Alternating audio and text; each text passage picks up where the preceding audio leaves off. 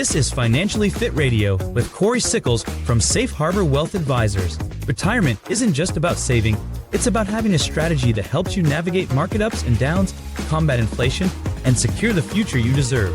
That's why Financially Fit Radio is here to tackle your biggest financial concerns, share actionable strategies, and help you move toward your retirement goals with confidence.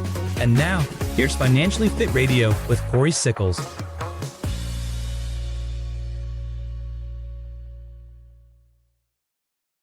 Welcome back to another episode of Financially Fit Radio. I'm Cory Sickles with Safe Harbor Wealth Advisors. If you would like any information about anything that we discussed today, feel free to give us a call at 614-760-0670, or you can always visit our website at safeharboroh.com. And while you're on our website, feel free to click on our radio page. You can listen to today's shows, previous episodes, and you can also subscribe to our podcast on Amazon Music, Apple Podcast, or Spotify. Also, feel free to watch today's show on our YouTube channel. Just type in Safe Harbor Wealth Advisors.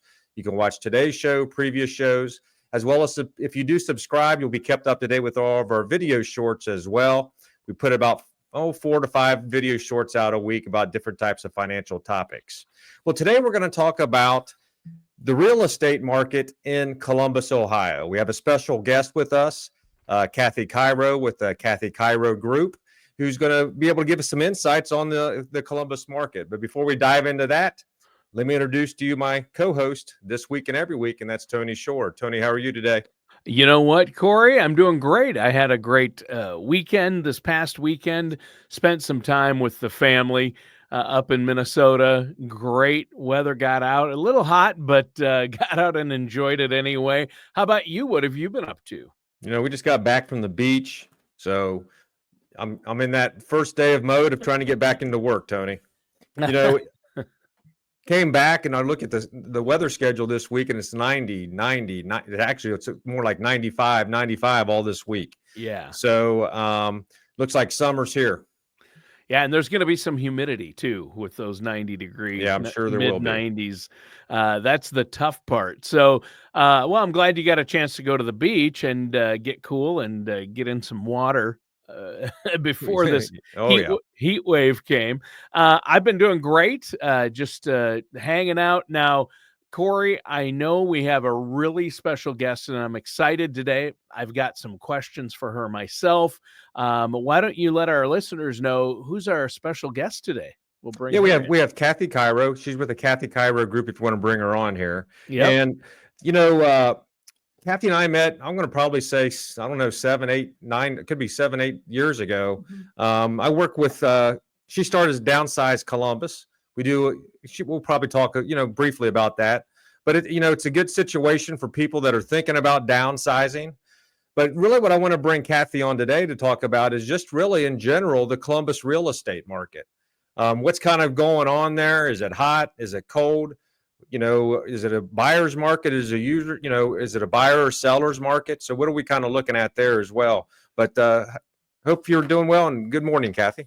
Hi, good to be back. And good to see you too, Tony. Yeah. Great to see you, Kathy. This is going to be a great discussion. Now, Cory, I know you have a lot of questions for Kathy, but I'm going to jump in first and then let you get to your discussion. Speaking of downsize, I know you met through Downsize Columbus. And I think it's great that your city, because not all cities have a program like that to help people who are thinking about downsizing. And my wife and I are starting to think about downsizing, right? And what we're looking for is a one-level home that we can age gracefully in, right? And we're at least where we're at. I don't know that area that well, but we have a hard time finding one-level homes and that have any square footage to them at all. Whether you call it, some people call it a ranch. In different areas, they call them ramblers. Either a slab home or some have basements. What do you think about that, Kathy? Does the Columbus market have some of those homes available, or are they hard to find? They're very hard to find. The ranch floor plan is only about 10% of homes out there. And the reason for that is goes back to culturally when we started doing production homes or subdivisions where developers came in and did 5 different floor plans over a period, over a 2-acre area. That started happening around the 1960s. And what builders quickly discovered is that ranch floor plans have a bigger floor footprint, and it was cheaper to build up than out. So you either got a very small ranch, as you alluded to, 1,500, or you got a 3,000 square foot 2-story. And so builders just found more demand for the bigger homes. And so we have maybe 10% of homes out there are ranches. And then that's complicated even further by the fact that if you took all those ranches, but you said, yeah, I want everything on one floor, meaning I want my laundry on the main floor. So you take out all the ranches that have the laundry in the basement, which here in Ohio is still very common. Sure. They're a hard find. And so if you want single family home living, but you want that ranch, that's rare. What we're seeing a lot of, and again, you touched on that, is people are cluing in to the 55 and over demographic. First of all, there's a lot of us. Secondly, there is a lot of wealth there. They have the money and we're living longer, and they're not wanting to go into the community style retirement living. And they're not settling for the old, put grandma in this apartment looking condo because she's only going to be alive for 5 years. We're seeing a lot of this age group wanting to not compromise on the lifestyle that they've had. In fact, they want to improve it. They just want low maintenance, but they're still looking for high-end amenities. So in answer to your question, Tony, it can be found, but as you've probably discovered, it costs twice as much as you thought it would. They're very, very expensive. Yeah, that's it. That's go ahead, Tony. Go ahead, Tony. Well, I was just going to comment, and then I'll let you take over, Cory. I just wanted to interject with my own little question there, because I know a lot of our listeners, and Cory specializes in retirement planning, and a lot of our listeners are the 55 plus and 65 plus. And that was a great plan for when the baby boomers were young, and the majority of people wanted more bedrooms for more kids and to raise families. And that was the trend. Now we've got 11,000 plus people every day turning 65. Yes. And it's going to continue with the millennials being a large generation. As the aging population increases and we live longer, as you pointed out, I think, and people want to age in place, you need a 1-level home. We live in a split level, and there's 2 sets of stairs. It's a pain. And we're like, hey, we see what happened to our mom and dad, and they had to go into assisted living. It would be less expensive and better for them if they could have just stayed in their house. But the stairs are a killer. So, and not everything's on one level. That's the only reason I asked that. I think it is a problem. And I just wanted to see what your thoughts were as somebody who knows what's available out there. So that's interesting. Yeah. Right. What do you think, Cory? Are most of the the 55 older plus communities, are they most of those single level? They're either single level or they are owner suite on the main floor. In other words, they are either single level or everything's on the single level, and then they throw a bonus room upstairs for grandkids or visitors, or they have a basement. Some of them have basements for visitors. But what the owners are saying is that we do not want to have to move off the first floor if we don't have to. Sure. And so so they become very smart. And this, again, locally, we have one of our main production lines of this kind of home is a company called Epcon.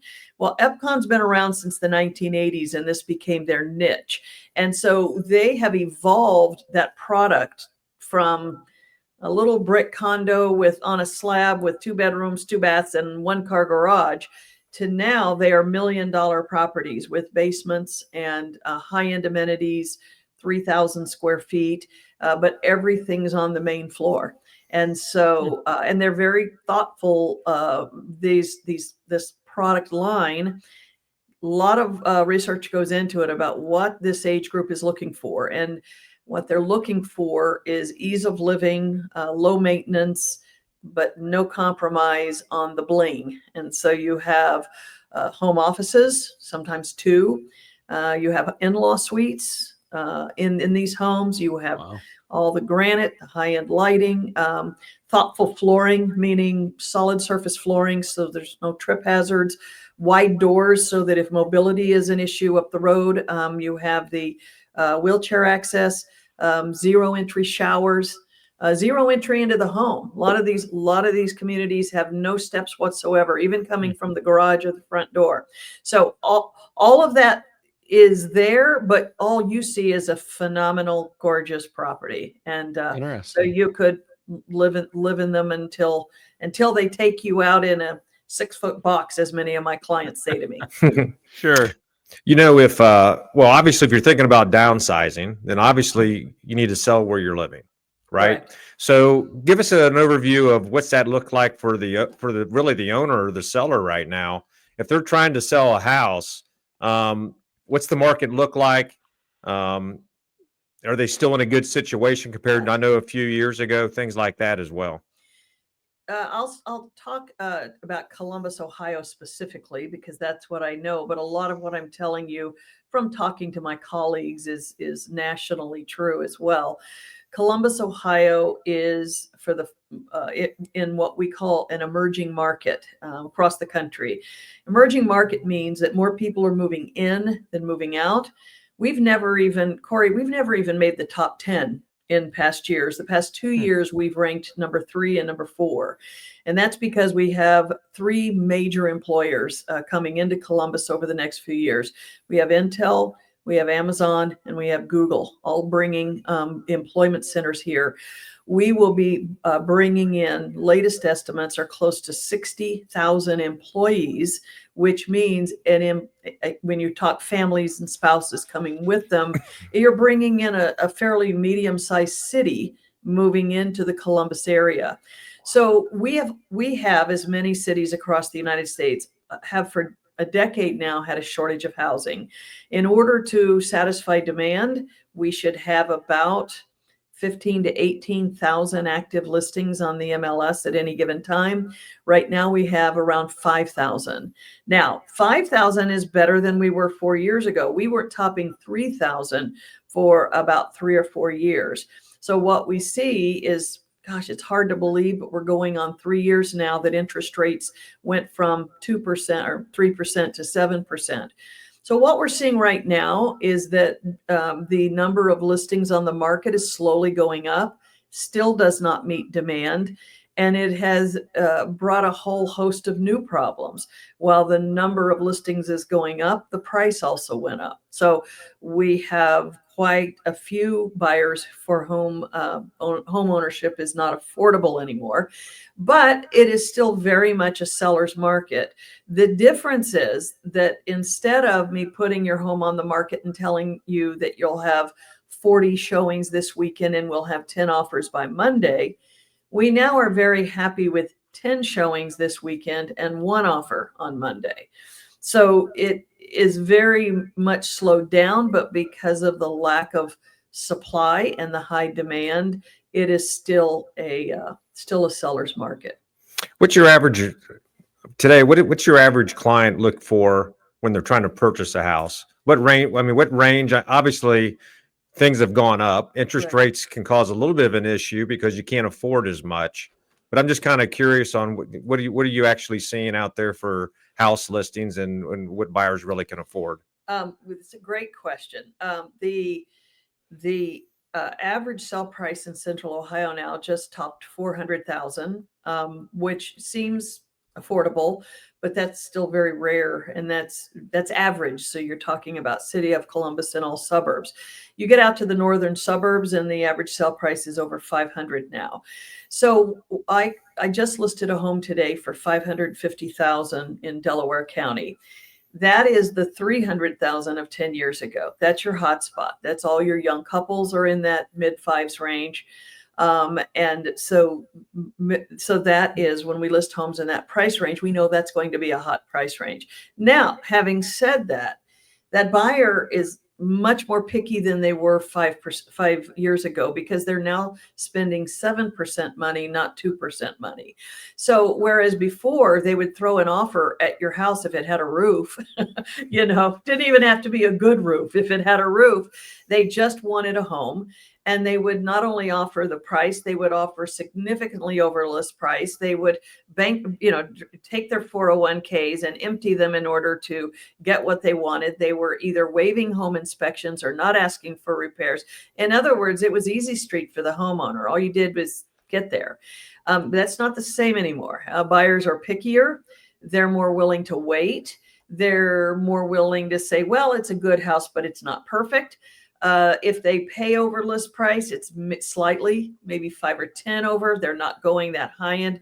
We're seeing more and more buyers not only ask for home inspections, but have the right to ask for repairs. So in that side, it is a better market for buyers. It's just tougher to get into because of the price level you have to get into. It's shocking to me because I lived so long with that. I own a 3% interest rate as well as sold homes for a decade. And what I see young couples paying now, I own 2 homes. I have a home in a vacation spot here called Indian Lake, and I have my own home. My mortgages together are less than what young couples are paying to buy a home now. And that is all interest rates. It's just the difference in the interest rate. So they tend to be more picky. They're more cautious. They want the upgraded and updated home. They don't want to fix things. They are what I call credit rich and cash poor.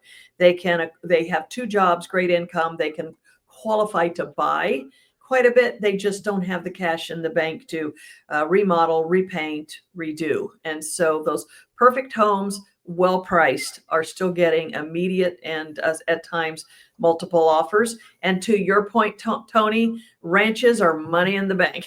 Yeah. You got a good ranch out there, and the over 55s will line up to get in there and buy it. So that's the market. You talk about interest rates, and I remember, I think when we bought our first house, it would have been like mid 90s, somewhere late 90s. It was more around 6.5%, 7% at that particular point in time. And obviously rates will probably come down. Who knows when exactly? But I think this whole generation that's buying right now is going to have to kind of go what we went through. And that is, rates will go down. Eventually you get to refinance and kind of do it all over again. But you're right. Interest rates, I mean, it is an impact on, the new buyers in really what they're trying to do. Well, and I'll tell you, there is a saying that's come out of that, and that is marry the house, date the rate. So, you get the house and wait for that rate to come down. The other thing that is funny about this for someone my age is today's home buyers do not know in their adult life a rate over 4%. So they grew up thinking that was normal. And whereas you and I say, well, we had a good run at it, but life is now normal, coming back to 7%. So the other thing we're seeing, and as I said, it's been amazingly 3 years now at these rates, we're now seeing people realize, okay, the sucker punch is over. And so my team right now is busier listing homes than we have in 3 years. And that's because I think homeowners are realizing, you know what, it's not going anywhere. If we wait around until interest rates go down, we're still having to put out 80 bags of mulch. We're still having to mow. We need to just get the home on the market. So you're seeing sellers give in and give up that white knuckle grip on their 3% interest rates and sell their home out of need or age or, wanting to get to Florida or whatever. And now you have buyers just saying, you know what, it is what it is. And if we want a house, this is what we have to pay. And maybe, 5 years from now, if the rates are more attractive, we'll reduce our rate by refinancing our home. So that's another reason we see the market starting to pick up, is that you just see everybody giving into the rates and saying they are what they are, and let's go get a house. Real quick on this, the top 3, suburbs or cities here in Columbus area. How do you rank those? That's hard to say top. We always have our good school systems. I would say the automatic sales are still your Upper Arlingtons, your Dublins. Olentangy's real popular right now simply because it's so much geography. I mean, it covers 6 zip codes, so you could find something there. But I'll tell you what the hottest zip code in the nation was last year was 43068, Reynoldsburg. And it was because it was affordable. all of these suburbs that are maybe not as desirable, not top of mind for 35-year-olds. Well, they can't afford Dublin. They can't afford Upper Arlington, but where can they get a 4-bedroom, 2.5 bath? It's Reynoldsburg or Groveport, or Pickerington's a good buy. Grove City, I love Grove City. Grove City is an up and coming gem, and everybody in Grove City hopes I don't talk about it because they love it being a great secret. But anyway, that's a great community. So another thing I would say to younger buyers, especially Cory, is you're going to probably have to get out of your Chip and Joanna Gaines image of what that home is and say, look, the goal is to get a house. And that house may not be in a school system, but who cares? My baby's 9 months old. I have 6 years to move. That home may not have a 2-car garage. Okay, one of you will be out in the snow in the winter. I mean, you may have to compromise, but the goal is to build that equity in a home so that house number 2, you can then move like our mom and dad did. Sure. You know, the house number 2, then you move into maybe a neighborhood that's more preferable for you. And so that home can still be found. It might just not be on your radar right now. The other thing I wanted to touch on with interest rates as well. This is where builders are having a heyday right now. And here's why. It's like it's the 1990s again. And the reason is because if I put my home on the market, I cannot artificially change that interest rate. It's whatever it is. And my price of my home is what it is based on appraisal value. Well, builders can artificially move that interest rate by throwing the cost of lowering it onto the top of the house, on top of the price of the home. I mean, in a new build neighborhood, the price is whatever the builder says it is. So if I have a $450,000 home and it costs $30,000 to get that rate down to 4.5, well, that's now a $480,000 home, right you know, yeah and the buyer's thrilled because people buy houses just like they do cars most of the time. And that is, I don't care what it costs. What's my monthly payment? So if I can spend $480 and have a lower monthly payment than $450 on the existing market, I don't care. I don't care how it got there. I got my monthly payment. So Sure. Builders, I heard from a D.R. Horton rep this weekend, they opened a new phase. They offered a 4.3% interest this weekend, just this weekend. Opened a new phase. They had room for 30 buyers. They sold out in 11 minutes. They had buyers lined up to grab that 4.3% interest rate. Gone. So Yep. builders are just taking advantage of that at the moment. Taking advantage in a great way. I don't mean that in a negative connotation. Well, we have just a couple more minutes left. Social media, videos. I know you do a lot of it. Obviously, 5 years ago, you probably weren't doing it, but it's a fact 6 months ago, I yeah. So wasn't doing it. tell us how our listeners and viewers here can just, check out your listings, check out your social media, things like that. Thank you. Thanks, Cory. Yeah, I came into social media kicking and screaming, one, because of my age, and rolling my eyes and thinking, I can't believe this is something I have to do. But what I did is I hired a company to do it for me, and they do a phenomenal job. So first of all, it's called the Kathy Chiero Group, and Chiero is Chiero. I'm with Keller Williams, Greater Columbus. We have a YouTube channel, so you can go to Kathy Chiero, and we have tons of videos. My Facebook page and my Instagram. Also, you can just look up my name and it's there. But we have found social media to be fun. First of all, I have a TV background, so I love storytelling and I love doing it. But also, it's honestly, Cory, and you know this, it's what you're doing right here. It's just the way of the 21st century.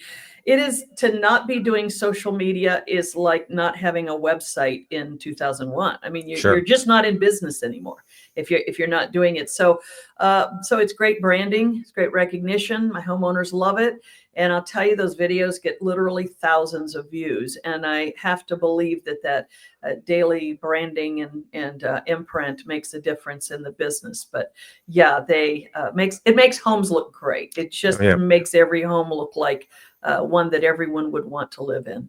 Yeah. Well, I want to appreciate your time today, Kathy. Again, for our listeners out there, just type in the Kathy Chiero Group on YouTube. You can check out all her videos and all of her other real estate agents videos as well. That are all the houses that are out there. So thanks for your time today. And thanks, Tony. Yeah. Yep. So for our listeners out there, if you have any questions about today, feel free to visit our website at safeharboroh.com, or you can always give us a call at 614-760-0670. Again, if you schedule a meeting with us, all meetings are complimentary. We're here to help and guide you to make sure that you have the best possible retirement that you possibly can. Thank you. All right, and that does it for today's episode of Financially Fit Radio with our host, Cory Sickles, and special guest, Kathy Chiero.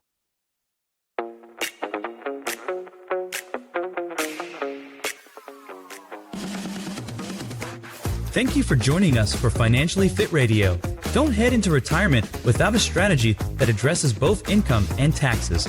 For more information, please contact Cory Sickles at Safe Harbor Wealth Advisors at 614-760-0670 or visit safeharboroh.com now. Join us again soon for another episode of Financially Fit Radio. Investment advisory services are offered by Safe Harbor Wealth Advisors, LLC, and SEC Investment Advisor. Insurance products and services are offered through Safe Harbor Retirement Group, LLC, an affiliated company. Safe Harbor Wealth Advisors, LLC, and Safe Harbor Retirement Group, LLC are not affiliated with or endorsed by the Social Security Administration, the Federal Medicare Program, or any government agency. All matters discussed during the show are for informational purposes only. Each individual situation may vary, and the opinions expressed here may not apply to everyone. Materials presented are believed to be from reliable sources, and no representations can be made as to its accuracy. All ideas and information should be discussed in detail with one of our qualified representatives prior to implementation. Calling this number will direct you to a licensed sales agent.